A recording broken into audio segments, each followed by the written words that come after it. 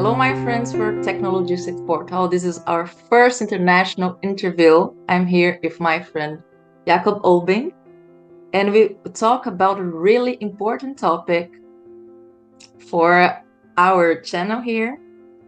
It's really a polemic one. We are going to talk about the recent decision of the German government, and they given final approval to a controversial deal that will allow the Chinese shipping company Cosco to take a minority stake in a container terminal at Hamburg port.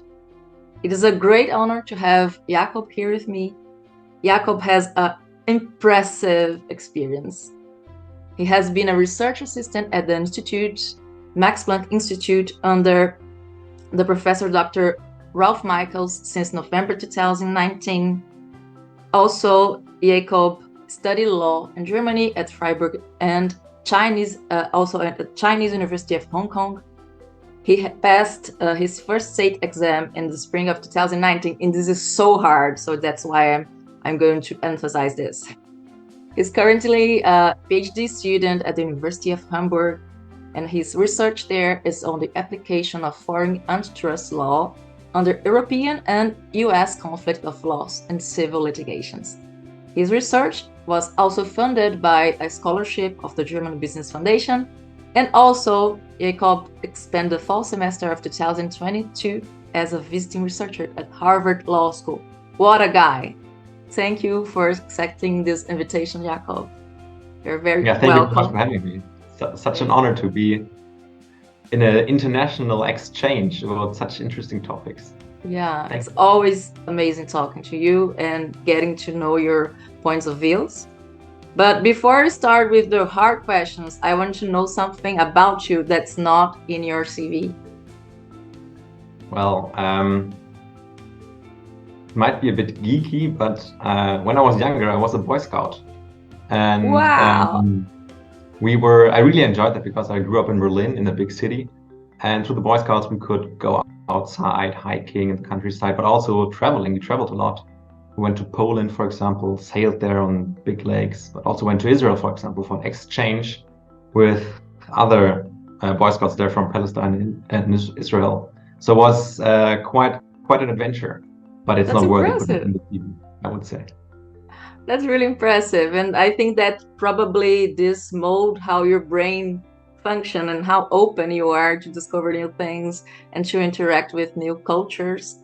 That's how I want you to introduce this case for the Brazilian audience. So also I have an uncle, his name is Jose. He always watched all my videos on YouTube, especially for Technologistic, because he's an engineer. He loves math, he hates the legalese. So how would you explain the Cosco and the HLLA case to him? Maybe you can put it like it was a drama or a movie plot or family thing. Who would be the main characters in this history? What are the opposite sides? Please tell me a bit more about this polemic. Well, if you choose the story of a family drama, I would say that it would suit the best. And you have different characters there. The Port of Hamburg, I would say, is a son or a daughter. The German government is the family, father, mother, and all the uncles. And then there's a foreigner who comes, who is a distant friend of the family, and they get along quite nicely. The father, I would say, is the Secretary of Economics. The mother, the head of the family, is the Chancellor. Now, it's a man, it's Olaf Scholz. And the foreigner is the Cosco, the Chinese shipping company Cosco. So Cosco, the friend, comes over every now and then, gets along quite nicely with the family. And someday he approaches the daughter and says, well, don't you want to come with me? There's a very good business opportunity. You can come with us and spend some time with me, and it might be good for your future. The mother, head of the family, thinks, well, that's a pretty good idea. She might benefit from that economically, but also the character development would be great. Why not? The father is, I would say, a bit more skeptical. He says, well, if our daughter goes away now to a stranger pretty much, she could betray our family in the long run because she's distancing herself, or she's disclosing very sensible information about the family, which then the foreigner can use to manipulate us or damage in the long run. So there is a huge debate within the family. Aunts and uncles are joining in. They're also a bit skeptical. Aunts and uncles, I would say, are here different ministries, different secretaries. And they are pretty skeptical. But in the end, the mother, head of the family, she prevails and says, well, go. But she puts some very heavy restrictions on that, saying, well, you shouldn't talk too much about the family. You shouldn't let that foreigner influence you too much, so that in the long run, you still have some control over you, but for your own benefit, of course, and for the family's benefit. And I would say this is in the end what the German government's approach was to that case, that they said, well, Cosco can buy some shares in that terminal. It's I would say it's not one of the biggest terminals here in Hamburg. It's an important one, but it's not too big. And so the Chinese company Cosco was, or one of their subsidiaries, was able to, or is allowed now to buy a share of 24.9%. That is, from a company law perspective, a bit important, but it's, I would say, more a symbolic number, because in that kind of legal structure they chose, there are not that many legal restrictions, so most of that can be done by legal agreements. So when then that's one of the requirements the German government said, that the company is not allowed to disclose too many informations to the China Cosco company, and the company is not allowed to gain too many influences on the company's decision itself, on the company running the terminal. The terminal is still in hand of the Hamburg authorities. Put it differently, by a company run and owned by the city of Hamburg. Oh. So that's what I would say is kind of the drama also put into a legal context and what it came to in the end. My mom would be stricter. So I think this mom, it's quite nice. He came into a really balancing result of the the tension. Well, if you ask other members of the family, they would say, well, no, it's not a balance. There were some uncles, to stay in the metaphor, they only wanted 10%, for example. Whoa. And it is in the very early offers were for a share of 35%. Cosco offered, that's what I read, 100 million euro. So Whoa. We don't really know how much they will now pay for the almost 25%. The decision is still very recent, and all the parties said they want to finalize the deal as soon as possible, but there haven't been any new numbers on what the size of the deal will be in the end. It's only sure that it's the 24.9% share.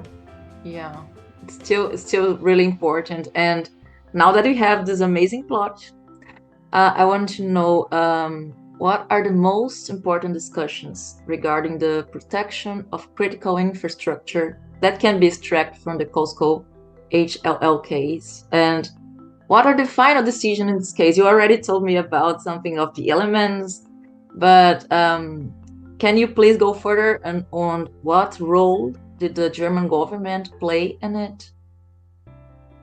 Well, first, the major issue we have here is the balance of how do we attract foreign direct investment, and on the other hand, how do we protect certain infrastructure,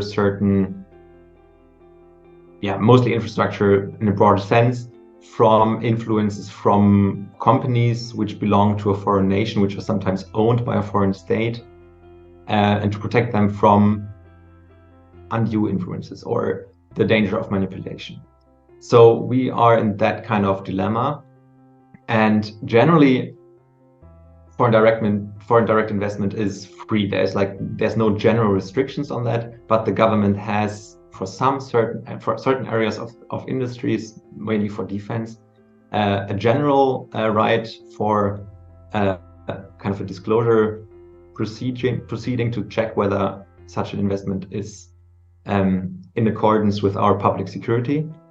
And then there are some more general areas, critical infrastructure, where they can now, under their discretion, start such a proceeding. they did that in our case because they figured, it was a bit of a messy process, but they figured that that port, that terminal is part of critical infrastructure, and therefore they started that proceeding. And that proceeding has some very heavy, could impose some heavy restrictions on the deal itself. And that kind of got into the political discussion between the different parts of the government. And yeah, as I said, eventually the chancellor prevailed and allowed the deal, or that kind of a deal of 24.9%. And that is, I'm not sure that it's a common approach. It seemed as if it's kind of novel thing because also the law isn't very clear about if you can partially allow a deal. In that case, they did, and we'll see, because now the parties involved in the deal are kind of happy because it's going through. If there's going to be some legal repercussions on the deal itself, there will be definitely some legal repercussions, I would say. But mostly it was like, as you said, this kind of foreign direct or protection against foreign investment. But what I found striking, and we talked about that, to be honest, a bit in advance, that the competitive issues, antitrust issues, were barely discussed in that process. So it was more, how do we protect our infrastructure against those foreign companies, and not on how do we protect our competition in general from dominant vertically integrated companies such as Cosco. I mean, Cosco is running the ships, but also now buying more and more terminals in Europe. Yeah. I saw some numbers. They now own around 10% of all capacities in Europe. And that would be an issue for the European Commission. I'm not sure. I couldn't find anything about whether they have started such a merger proceedings concerning that deal. I don't know. I can't tell. We have to see how that is going to end up. There is a block exemption regulation for shipping consortia. I'm not sure how much that applies here because it's a vertical integration and horizontal integration between shipping operators. So it's a very European issue as well, that we have this national regulation and also the European regulation, which shouldn't contradict itself, but is not fully harmonized yet. So there are like different layers of that issue to observe, and different authorities which have to be also taken into account for by the parties. So it's European loves regulation. So it could. That's why your PhD topic, it's so challenging.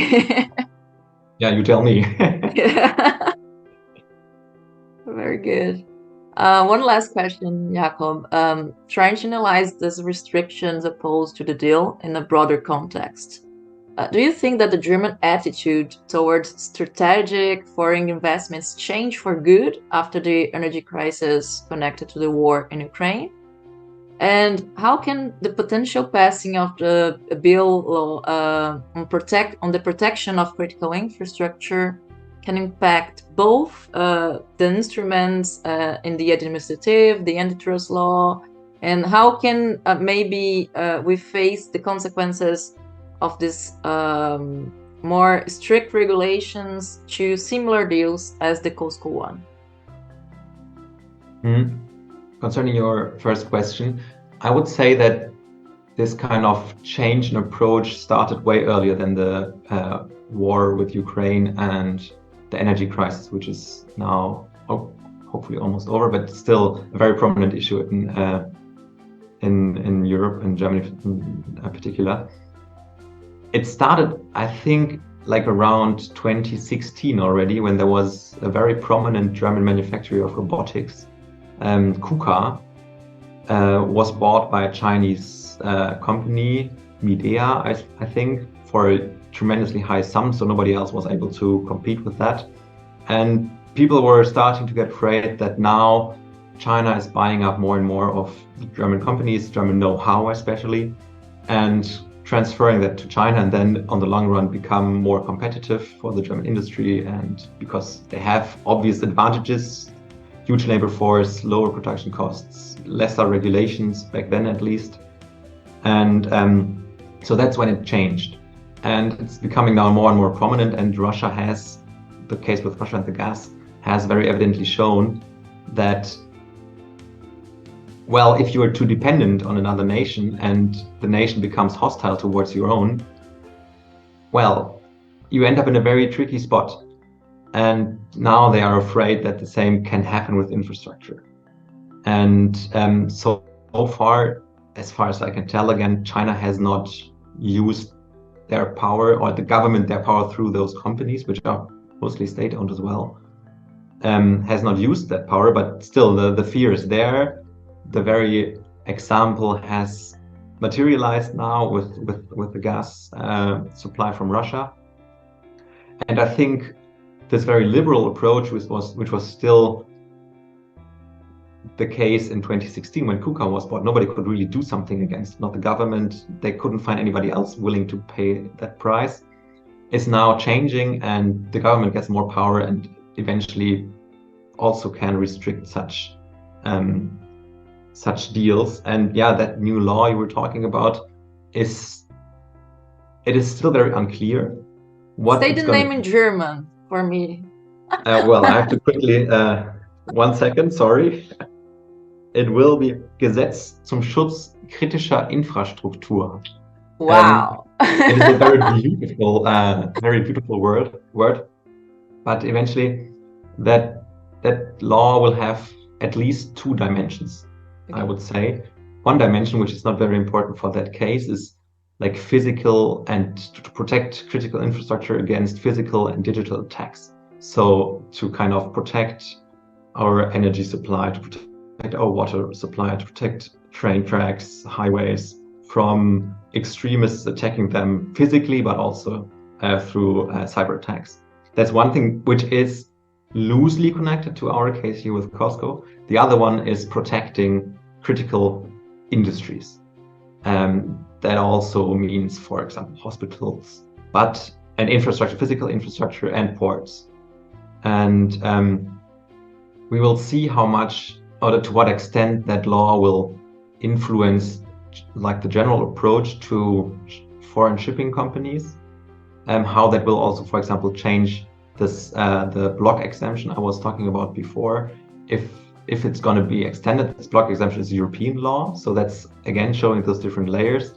If the European law will be extended, or if that now will kind of allow general competition in the shipping sector, and then how again this kind of Gesetz zum Schutz kritischer Infrastruktur will chip in there and give even more powers to the government and help them protect those from it's not even a hostile takeover, right? It's just somebody willing to buy a share, or which is in an economic interest, at least what they say. But of course, I mean, if you buy a share of a company which is running parts of the harbor, you also have a right of disclosure of certain information. And in the harbor, there's not just the terminal. I mean, there's also the Navy, and all this, all the goods that go through it are kind of tracked there. And if you now have access to those informations, it could pose a threat, or could be used for bad purposes. So let's hope that it doesn't come to that. But I think that the government will have more powers in the future to check and see what is the deal about, what do they really want, the information that has to be disclosed, and then have many instruments to restrict that deal, or at least limit that, as we have seen now in Cosco, where the legal basis for those restrictions are not very clear yet, and they're discussed in literature, and we'll see whether that comes to proceeding or not. We'll see. That's really interesting, and it's opening a lot of drawers inside my head, because in Brazil you have different instruments, different problems, and so different responses.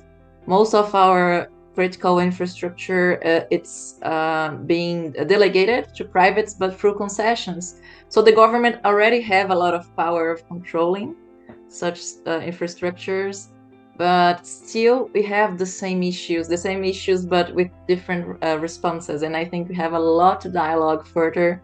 But for now, I want to thank you a lot for your contribution. It's a pleasure and an honor to have you here with us. And please, let's keep talking. If you have some questions to Jakob, please write down in the comments and I will send to him. Thank you very much, Jakob. Thank you very much for having me, and see you around. See you. Bye-bye.